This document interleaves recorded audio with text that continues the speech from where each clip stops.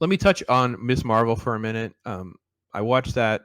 It's unbearably hard to watch because it's sometimes when they say it's not for you, um, it's kind of an offensive way of saying it.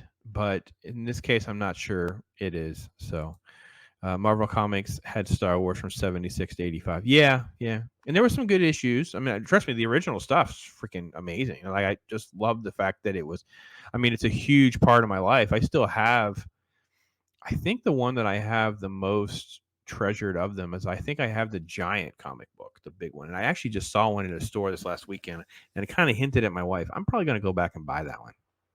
Whichever one's my better one, I'll probably keep, and maybe I'll either sell or give away the other one. It's so awesome to go back and see sort of all that captured. And they had a lot of creative stuff. So, all right, Miss Marvel is not made for me. Miss Marvel is made for a small young child.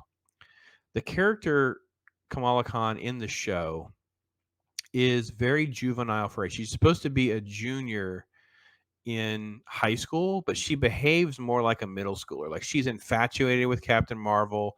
She's dying to go to Avengers Con. She wants to cosplay. So a lot of the show is just talking. Nothing happens for like phew, 20, 30 minutes of 45. I mean, it's just, we meet her family. You know, she's a Pakistani girl, Muslim family. Not a lot of religion or anything is in it. It's just they're kind of like a very super strict family, and she kind of wants to go to Avengers Con, but she's not asking for anything totally radical. The parents are not having it. They introduce Bruno, which is her friend. He's like basically like the little nerdy guy. He creates like a tech device that will control the house, kind of like a smart device would be. So they show some school stuff. That was where I paused the first time because the school was so cringy because she goes to this counselor. Now, I don't know what's in her head and what actually happens in the show because they just do this whole thing. Kamala Khan, please come to the office and talk to so and so, blah, blah, blah. I'm just kidding. I didn't mean to embarrass your life. I mean, it was like this weird, awkward scene.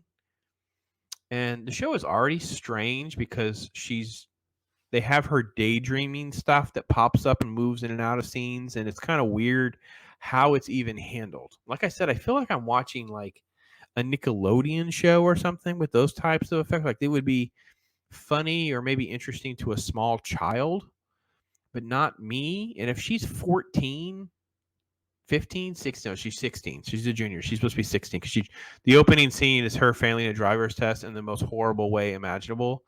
She keeps her sunglasses on. She uh like throws it in reverse and drives into his car, and they're like, I don't think anybody noticed. And it's like, it was just dumb. Like, it was just so stupid. The high school stuff was fine. I mean, I guess they're trying to play up. You know, they're playing up that she kind of gets bullied. She's a misfit and all that kind of stuff. But yeah, it was like, okay, that's fine. But her family structure and wanting to rebel against that was really what drives the story forward. Is that she's trying to do things the family's not going to approve of. Go to this convention they're not going to approve of. There's a lot of conversation about shopping for a wedding. So all of this is just drug out way too long. They easily could have combined a couple of scenes into one thing. So it would have been like, we easily could have shaved off 10 or 15 minutes, and we could have had more time to learn about like the cheerleader looking girl at her high school. There's another girl who has like a hijab on. We don't even know, like, this kind of passes her. I don't know. I don't even know the character. Maybe the character's name popped up on, I don't know. I don't think so. Maybe a little bit more about Bruno. There's a comment about he doesn't have family or something. Don't know. They don't give us anything to go on. So the parents are just kooky strict. Like, they're just weird. Their solution was the dad's going to dress up like the Hulk, and they made her a like Pakistani Hulk costume, and that's how they're going to send her to the con. Like, it's very strange and awkward. It's just, anyway. So long story short, the middle of this, they also get a package that arrives from the crazy grandmother. So it's the mom's mom, Nani, I guess, and she just sends weird things. Right? She just sends weird stuff, like a bag of jewelry and stuff. There's a cool bracelet. They tell her, no, just throw it up in the attic. And then later on, she gets it because she has to have something like that for her cosplay So she wears this bracelet. Well, the bracelet turns out to be, a power bracelet, probably based on the original Captain Marvel, even though they've changed all of Kamala Khan's powers. Like, I love the fact that she's supposed to be this popular character and the comic books were great and whatever, but we change all of her origin, all of the stuff that's relevant to her actually being knockoff Captain Marvel. So she basically does that. They come up with a scheme to sneak out, ride the bus. Nothing works out. I have no idea how she jumps out her window at one point, grabs a tree limb and falls, but doesn't actually get injured. It's like, I don't understand. Whatever. And they go to Avengers Con. Now, I expected Avengers Con to kind of like be like Comic Con. This was almost like a carny, like a carnival. And remember the circus scene in Batman Forever with all the bright colors, and it was more like a strange circus with bright colors. It was like that and a Comic Con. Like conventions are not like this. They present it in a very weird way, and I really couldn't understand why. There was stuff there to buy that was realistic, like merch, and her and Bruno are cutting up and they're having a good time. Then it's time for cosplay, and that's when she puts the bracelet on. She has all this power. She can't control it, so things are shooting around. And she hits this Thor hammer decoration and starts swinging, and it hits the girl that's supposed to be set up as being in the trailers. We saw that she was supposed to be like the bully. What hits her? I don't know what this hammer's made out of, so I'm going to presume it's not made out of anything hard like a wood, or it would have probably killed her if not caused her to be hospitalized. Anyway, some of this is caught on video, and then they suddenly are able to leave without any security stopping them, even though other people saw all this craziness happen. And then there's a little credit scene of someone who's kind of like a shield-like organization or somebody wanting to, quote, bring her in. And that was our first episode, and it was pretty weak, to be honest. I just didn't care. Decepticon says she's a normal teen. Kind of. I mean, the actress was fine. Her character was just like flighty and daydreaming, kind of snarky, but not. She's more likable than some of the other characters that they've tried to build up as this new era. Like, I don't know if I like her. I think I like her more than maybe Kate Bishop.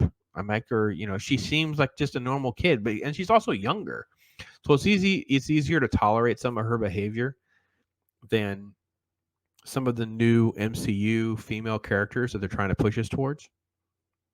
Anyway, so it was really just a long, drawn-out episode that could have been about half the time, so we could have actually had some better character development. And I said early on, if you want to come back tonight, 5:30 p.m., we're doing our Tremors thing.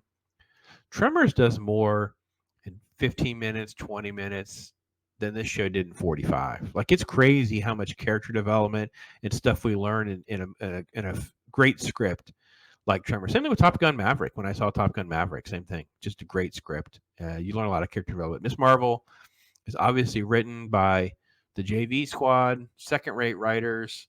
No idea how to write character arcs, story arcs, character development, make you enjoy and like any of their characters. I was really, really disappointed with that element of the show.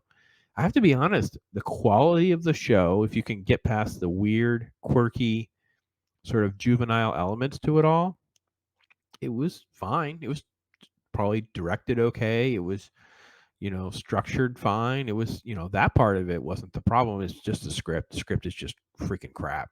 So, yeah, I mentioned the Tremors thing. Yeah, Tremors. Miss Marvel is worse than meh, Ryan. It's worse than meh because the characters, like, we don't. So, like, the mom is fine. Like, we get she's the overbearing, protective mom. The dad is almost like comic relief. So it's different. It's a different way of putting dads down. Like, dads are obviously mocked on most of TV and stuff. No one can have a good dad. He's a good intentioned guy, but he's like comic relief. Bruno's okay. I think we got a very primitive look at Bruno. I would have liked to have seen a little more about the family or something. There was comments made. All these other characters, like the goody two shoes girl, the pretty girl. There's another late girl in a hijab, which I assume she's also Pakistani. There was some sort of bonding going on there or whatever.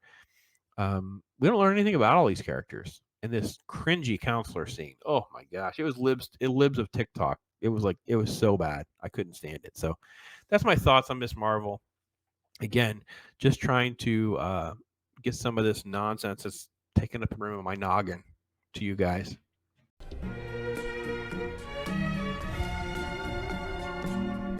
Yeah. Right?